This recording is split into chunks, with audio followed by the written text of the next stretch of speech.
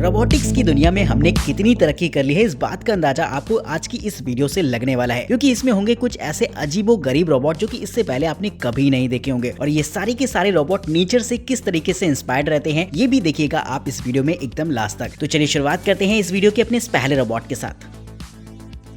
Number 10, spot robot.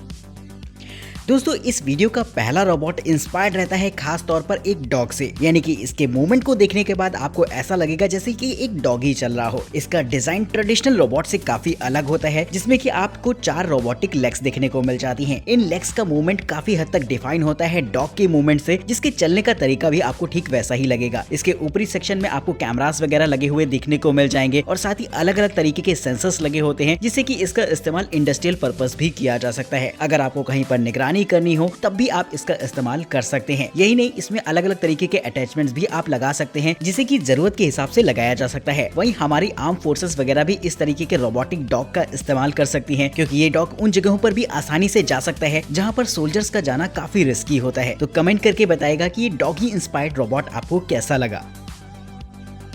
Number 9, Titan बोआ snake robot.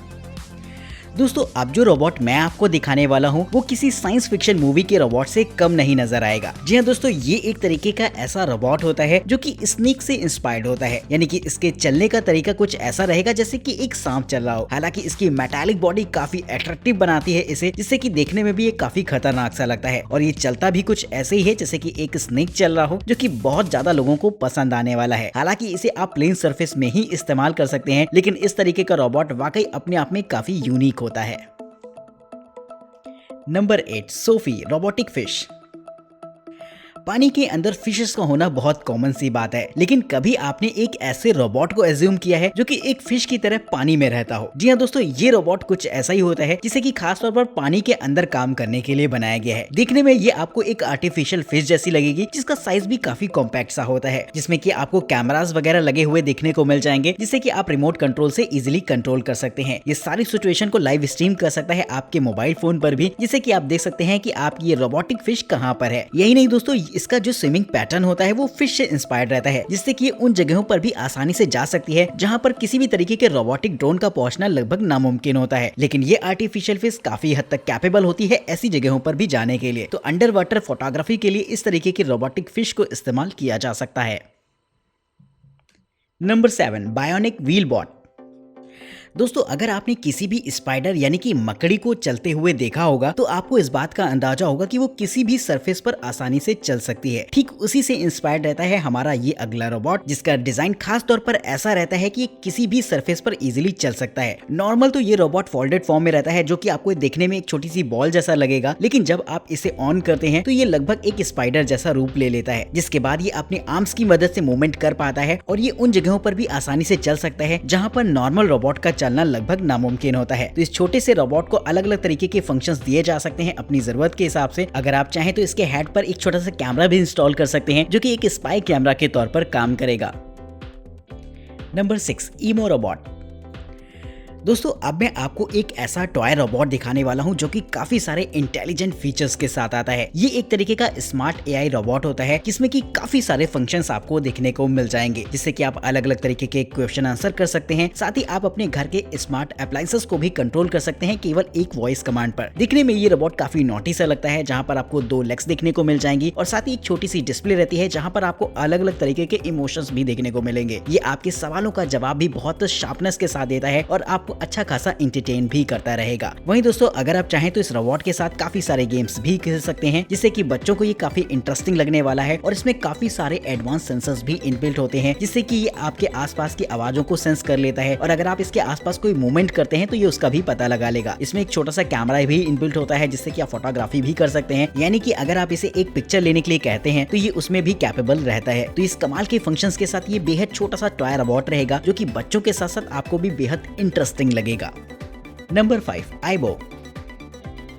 दोस्तों वैसे तो कभी भी आपके पेट की जगह कोई भी रोबोट नहीं ले सकता है, लेकिन अगर आप पेट रखने के शौकीन नहीं है, इसके बावजूद भी आप अपने पास एक ऐसा रोबोट चाहते हैं जिससे कि आप अच्छी खासी मस्ती कर सकें, खेल सकें, तो इस्तेमाल कर सकते हैं इस तरीके के रोबोटिक पेट को। ये एक तरीके का ऐसा डॉगी होता है जो कि होता तो एक तरीके का रोबोट है, लेकिन इसमें काफी सारे फीचर्स ऐसे रहेंगे जो कि आपको एक डॉगी वाली फीलिंग देने वाले हैं। यानी कि इसके बात करने का तरीका, आपके साथ खेलने का तरीका ठीक वैसा ही होता है जैसा कि एक नॉर्मल डॉगी का होता है। इसे आप जब बात करते हैं तो ये आपको रिप्लाई भी देता है, साथ ही जब आप अपना हाथ फिराते हैं तो ये आपको एक्सप्रेशन भी देगा, जिससे कि आपको काफी रियलिस्टिक वाली फीलिंग आ जाती है। इसके साथ अच्छी खासी मस्ती भी की जा सकती है और बच्चे इसके साथ खेल भी सकते हैं, जिसकी वजह से ये एक ऐसा रोबोटिक टॉय हो जाता है जो कि आपका अच्छा खासा टाइम पास कर सकता है। तो अगर आप अपने घर में सजा कर रखना चाहते हैं एक ऐसा रोबोटिक पेट जो कि लोगों को अपनी तरफ अट्रैक्ट करे, तो ये आपके लिए एक बेटर चॉइस हो सकती है। नंबर 4, अर्थ robots.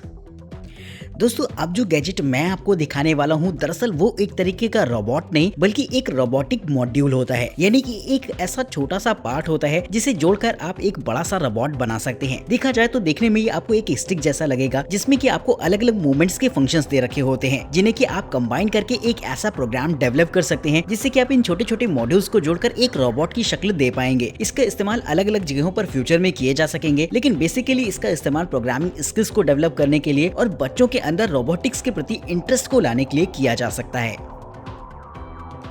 Number 3, MX Phoenix hexapod robot.